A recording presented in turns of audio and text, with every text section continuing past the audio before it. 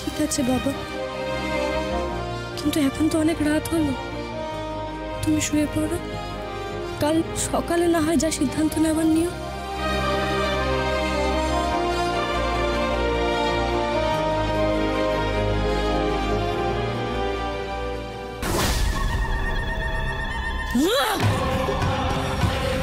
বিক্রমদেব, ওই বিক্রমদেবী এখনো রূপনগরকে রক্ষা করছে। কিন্তু বিক্রমদেব তো তোমার সামনে দাঁড়াতেই পারছিল না জটিলা। ও তো তোমার আক্রমণে দুর্বল হয়ে পড়ছিল।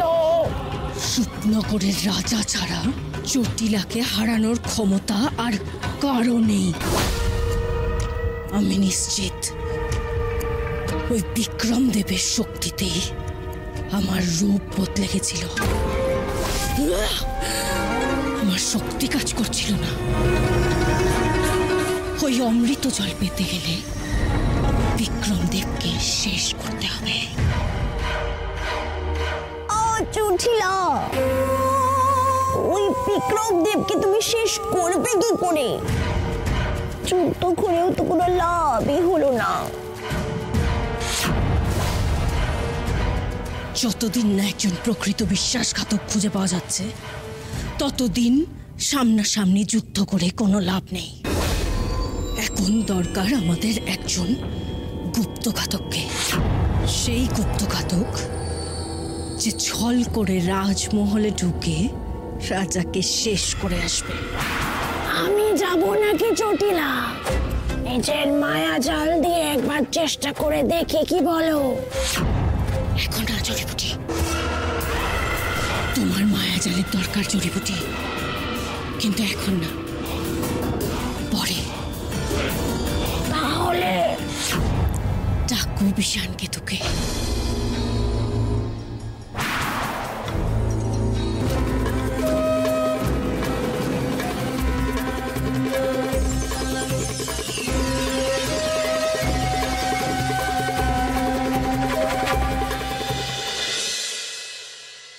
না না না না, বারবার আমি ভুল হতে পারি না।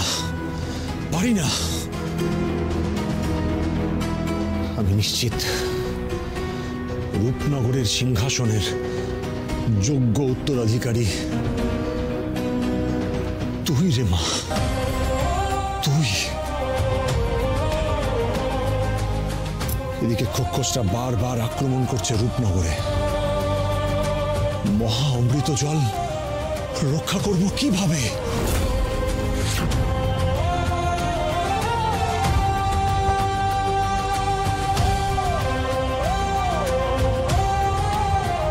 সুমতি, সুমতি।